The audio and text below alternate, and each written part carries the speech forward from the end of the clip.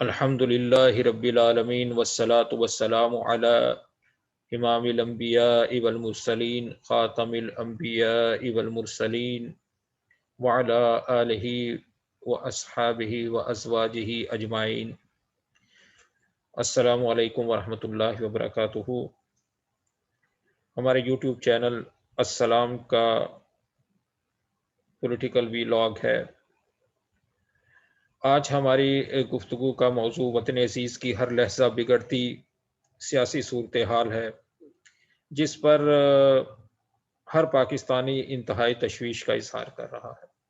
ساری صورتحال آپ کے سامنے ہے کہ ناقابل برداشت مہنگائی، بجلی، گیس، پیٹرول، ادویہ اور دیگر ضروریات زندگی کی آئے دن بڑھتی ہوئی قیمتوں، بے روزگاری، لاقانونیت، قتل و غارت، ڈاکہ زنی، بدامنی و بے یقینی، انتشار اور افراتفری، داخلی اور خارجی محاذ پر مسلسل ناکامیوں، نامرادیوں، رسوائیوں اور سبکیوں کے باوجود پی ٹی آئی کی موجودہ حکومت بدستور قائم ہے۔ حکومت اور اپوزیشن دونوں ایک دوسرے پر لوٹ مار، نااہلی اور نالائکی کے الزامات تسلسل کے ساتھ لگا رہے ہیں، جس کی وجہ سے عوام سیاسی قیادت سے تقریباً مایوس ہو چکی ہے اور ان کا اعتماد اور یقین ان سے اٹھتا چلا جا رہا ہے۔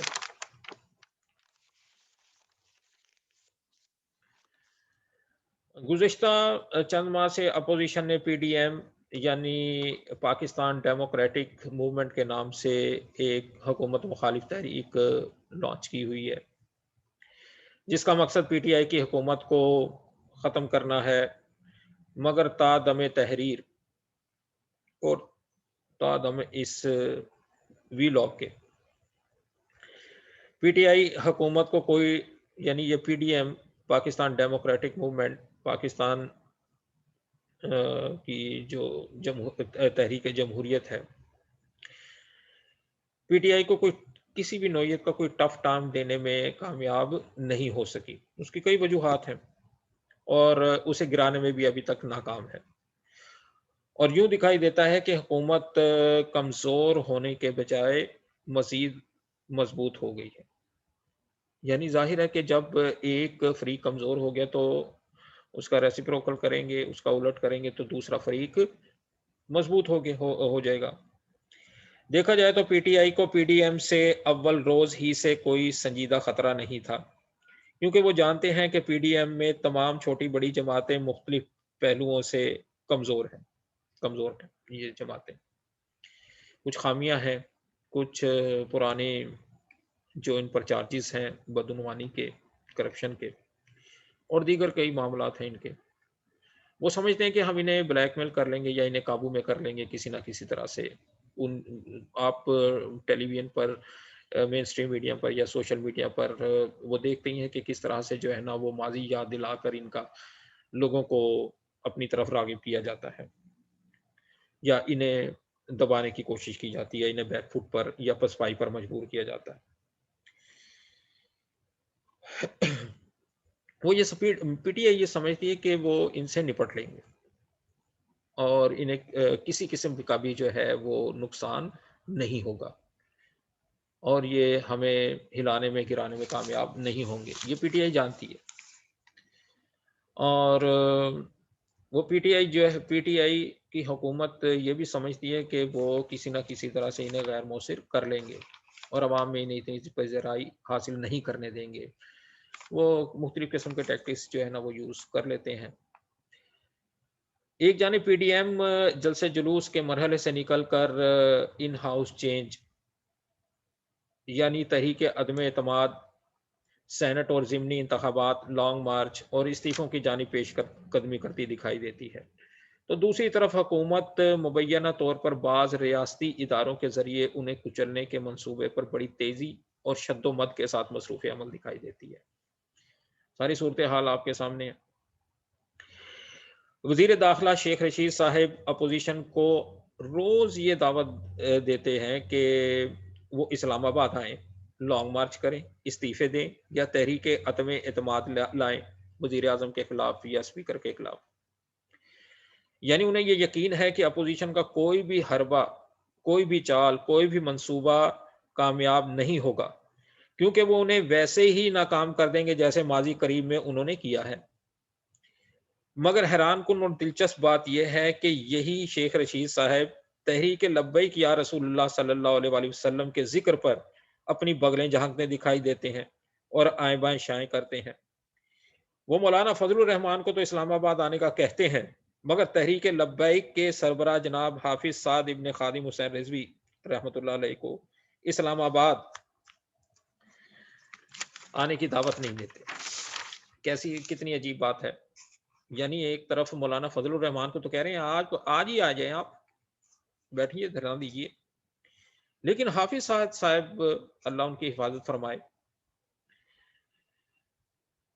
انہیں جو ان کے ذکر سے جو ہے وہ انہیں بڑی پریشانی ہو جاتی ہے۔ تو انہیں آنے سے روکنے کی حکومتی تیاری میں آپ یہ دیکھیے کہ مصروف نظر آتے ہیں۔ کبھی آپ یہ دیکھیے گزشتہ دنوں ایک نجی نیوز چینل میں گفتگو کرتے ہوئے اینکر سے ایک سوال کے جواب میں انہوں نے کسی درمیانے راستے کا ذکر کیا کہ ہم کوئی درمیانہ راستہ ڈھونڈ لیں گے، یعنی اس کی امید کا اظہار کرتے دکھائی دیتے ہیں کہ درمیانہ راستہ۔ بات اصل میں یہ ہے کہ حقیقت میں حکومت کو اصل خطرہ صرف لبیک، تحریک لبیک یا رسول اللہ صلی اللہ علیہ وسلم سے ہے، جس کی فالوئنگ میں امیر المجاہدین، مجدد عصر، سچے عاشق رسول جناب حضرت مولانا حافظ خادم حسین رضوی رحمت اللہ علیہ کی رحلت کے بعد ایک سروے کے مطابق کئی گنا اضافہ ہو چکا ہے، اور یہ حقیقت ہے۔ اور اس تحریک کے حامیوں، کارکنوں میں روز افزوں اضافہ ہو رہا ہے۔ نومبر 2020 حکومت کی جانب سے، تحریک کے ساتھ حکومت کی جانب سے فرانسیسی سفیر کی ملک بدری کے معاہدے کی آخری تاریخ 16 فروری 2021 ہے۔ یہ وہ دن ہے جو حکومت کے لیے ایک ڈراونا خواب بن چکا ہے۔ یعنی یہ ڈیڈ لائن 16 فروری کی ڈیڈ لائن جیسی ختم ہوگی، اس کے بعد، اس کے فوری بعد یعنی 17 فروری 2021 حکومت کی پریشانی شروع ہو جائے گی۔ پریشان تو وہ اب بھی ہیں، لیکن پریشانی مزید بڑھ سکتی ہے ان کے لیے اگر انہوں نے معاہدے پر عمل نہ کیا۔ آگے چل کر انشاءاللہ ذکر آتا ہے۔ یہ ڈراؤنا خواب بن چکا ہے۔ حکمران طبقے کی راتوں کی نیندیں اور دن کا سکون غارت ہو چکا ہے۔ بادی النظر میں حکومت فرانسیسی سفیر کو بے دخل کرنے کے معاملے میں بین الاقوامی دباؤ کے نتیجے میں، یہ بین الاقوامی دباؤ کا نتیجہ ہے، اس نتیجے میں تذبذب اور مخمصے کا شکار دکھائی دیتی ہے۔ یہی وجہ ہے کہ وہ چاروں طرف اپنے گھوڑے دوڑا رہی ہے۔ کسی کو کبھی جو ہے وہ اپنے وزارت مذہبی امور کو بھیج دیا جاتا ہے، علماء کرام سے بات کی جاتی ہے، اور نہ جانے کن کن لوگوں سے بات کی جاتی ہے کہ کسی طرح سے تحریک لبیک ان کے قابو میں آ جائے۔ وزیر مذہبی امور جناب نور الحق قادری صاحب کو اس ضمن میں انتہائی اہم ذمہ داری سونپی گئی ہے کہ وہ کسی طرح جناب سعد حسین رضوی صاحب کو عمران خان کی طرح یو ٹرن لینے پر راضی کر لیں۔ ماشاءاللہ۔ مگر وہ نہیں جانتے کہ عمران خان اور سعد حسین رضوی میں اور پی ٹی آئی اور ٹی ایل پی میں زمین آسمان کا فرق ہے۔ یعنی دونوں قائدین اور دونوں جماعتوں میں بڑا فرق ہے، یہ وہ لوگ نہیں جانتے۔ حکومت کو یہ اچھی طرح سے سمجھ لینا چاہیے کہ حافظ سعد حسین رضوی کی رگوں میں اس صدی کے اس عاشق مصطفیٰ صلی اللہ علیہ وآلہ وسلم، ولی کامل، سالار کاروان ختم نبوت اور مرد حریت کا لہو دوڑ رہا ہے، کہ جس نے ختم نبوت، حضور صلی اللہ علیہ وآلہ وسلم کی ختم نبوت اور مرد اور ناموس رسالت اور اپنے یعنی آپ یہ اندازہ کر لیں کہ ختم نبوت اور ناموس رسالت کے معاملے میں حضرت خادم حسین رضوی رحمۃ اللہ علیہ نے تا دم آخر اپنے وصال، تا دم وصال وہ سمجھوتا نہیں کیا، ذرہ بھر بھی سمجھوتا نہیں کیا. تو یہ تربیت بھی جو ہے انہی کی ہوئی ہے کہ ان کے صاحبزادے نے ایک سٹینڈ لیا ہے اور بڑا مضبوط سٹینڈ لیا ہے. تو انہیں اپنے مطلب سٹینڈ سے ہلانا یہ جو شیر لانے کے مترادف ہے اور ناممکنات میں سے ہمیں نظر آتا ہے. یہ ہمارا تجزیہ ہے. اب آپ یہ دیکھیے کہ جو درمیانی راستہ شیخ رشید احمد کو سوچتا ہے، جو ہمارے وزیر داخلہ ہیں انہیں سوچتا ہے، تو یہ جو سعد حسین رضوی قائد تحریک لبیک یا رسول اللہ پاکستان اور ان کی جو جماعت ہے ان کے نزدیک یہ منافقت کا راستہ ہے. اور ہمارا بھی یہی یقین ہے کہ جو اس معاملے میں جو درمیانی راستہ ہے وہ سراسر منافقت کا راستہ ہے، جو کسی بھی طرح سے جو ہے ان کے لیے قابل قبول نہیں ہے کہ وہ اس راستے کو اختیار کریں. تو اور نہ ہی وہ کسی قسم کا جو ہے وہ سمجھوتا کر سکتے ہیں، کوئی مصالحت کر سکتے ہیں، مداہنت کر سکتے ہیں، کوئی لین دین کر سکتے ہیں، یو ٹرن لے سکتے ہیں. ایسا ناممکنات میں سے ہے. تو اس لیے مجھے یوں محسوس ہوتا ہے کہ جیسے حکومت تحریک لبیک پاکستان کے ساتھ گفتگو ڈائلاگ کرنے سے بھی خائف ہے. یعنی ان میں اتنا ابھی جو ڈائلاگ کرنے والے ہیں، جو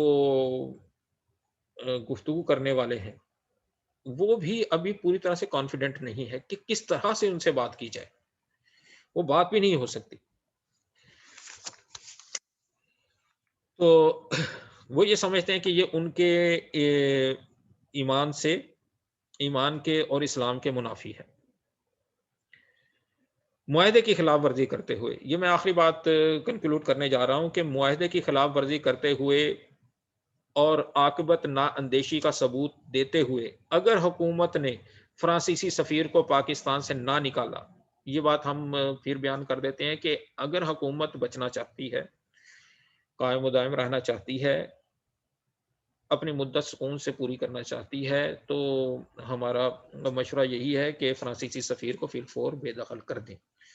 تو یہ سب کے ملک و قوم کے لیے، ملک و ملت کے لیے مت گھبرائیں.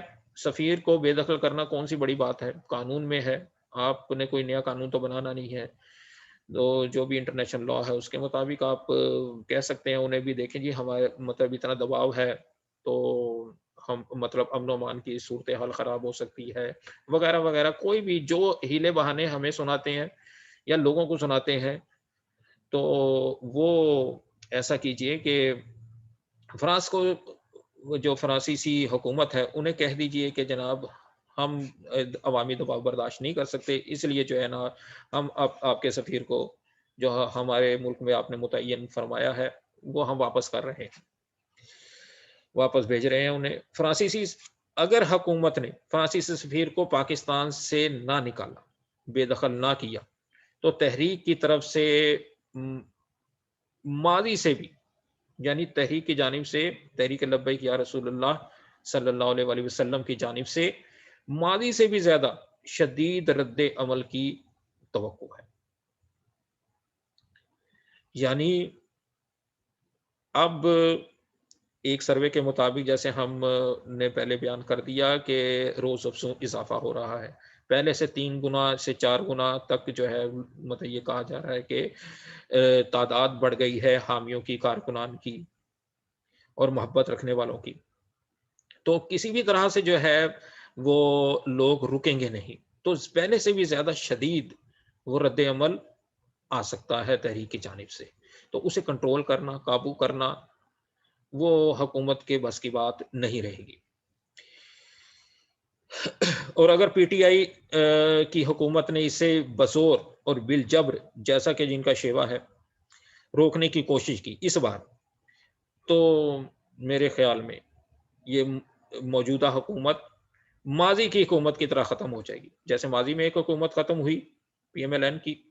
اسی طرح سے PTI کی حکومت کا ختم ہو جانا بھی بعید از قیاس نہیں ہے.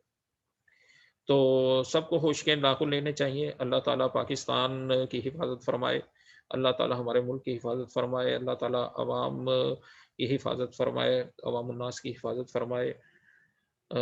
تو ہم یہی دعا کر سکتے ہیں کہ اللہ تعالیٰ اس پاکستان کو اسلام کا گہوارہ بنائے, اسلام کا جو لوگ کوشش کر رہے ہیں اسلام کے نفاذ کی, انہیں کامیابی عطا فرمائے.